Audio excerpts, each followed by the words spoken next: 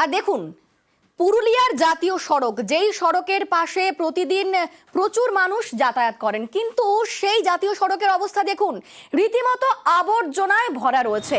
আবর্জনা স্তূপ, আর এতটাই দুর্গন্ধ যে দুর্গন্ধে যাতায়াত করার এই মুহূর্তে বড় দায় হয়ে উঠেছে। এবং তারই সঙ্গে যানজট সমস্যা, সেই সমস্যাও কিন্তু দিন দিন বাড়ছে। আমাদের সঙ্গে রয়েছেন প্রতিনিধি ইন্দ্রজিৎ। ইন্দ্রজিৎ, যে ছবি দেখতে পাচ্ছি আমরা, রীতিমতো জঞ্জালের স্তূপ, তো সেই জঞ্জাল সাফ করা কেন হচ্ছে না? পুরসভা কি বলছে?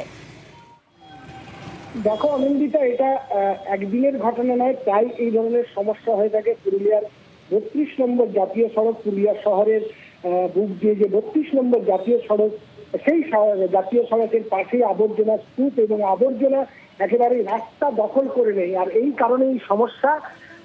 এই বিষয়ে আমরা কথা বলেছিলাম স্থানীয় যিনি কাউন্সিলর আছেন তার সাথে, এবং তিনি যেটা বলেছেন যে তারা নাকি নিয়মিত পরিষ্কার করে, তবে নিয়মিত পরিষ্কার করলে এরকম অবস্থা হওয়ার কথা নয়। সেখানে তিনি যে কারণ দেখান সেটা হচ্ছে যে সাধারণ মানুষ বা এলাকার মানুষ তারা টাইম মেনটেন করে বা সময়, নির্দিষ্ট সময়ে আবর্জনা ফেলে না, যখন তখন ফেলে। ফলে এরই কারণে এই সমস্যায় পড়তে হয়।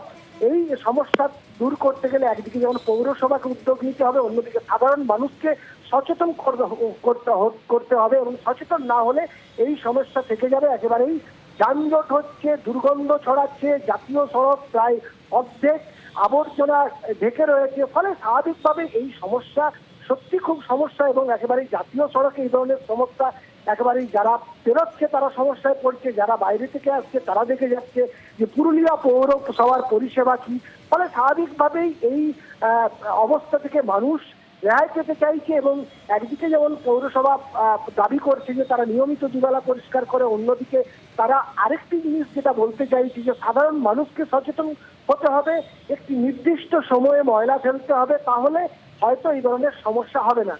তবে এটা ঠিকই যে একদিকে যেমন পৌরসভার দায়ী রয়েছে, অন্যদিকে সাধারণ মানুষকেও আমাদেরও সচেতন হতে হবে। আমরা যারা পুরুলিয়া শহরের বাসিন্দা তাদেরও অন্তত দায়িত্ব থাকছে যে আমরা নির্দিষ্ট সময়ে আবর্জনা বা ময়লা ফেলবো, নির্দিষ্ট সময়ে এবং নির্দিষ্ট জায়গায়, তাহলে হয়তো এই ধরনের সমস্যা থেকে মুক্তি পাবো।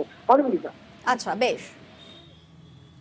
তাড়াতাড়ি যদি পরিষেবা তাড়াতাড়ি তোলা হয়, এবং এটা দৈনন্দিন ব্যাপার, আবর্জনার বাইরে চলে এসে রাস্তায় চলে এসছে। পচনশীল বস্তুগুলো যত দেরি হচ্ছে তত সেগুলো পচন ঘটছে, দুর্গন্ধ ছড়াচ্ছে প্রচুর পরিমাণে।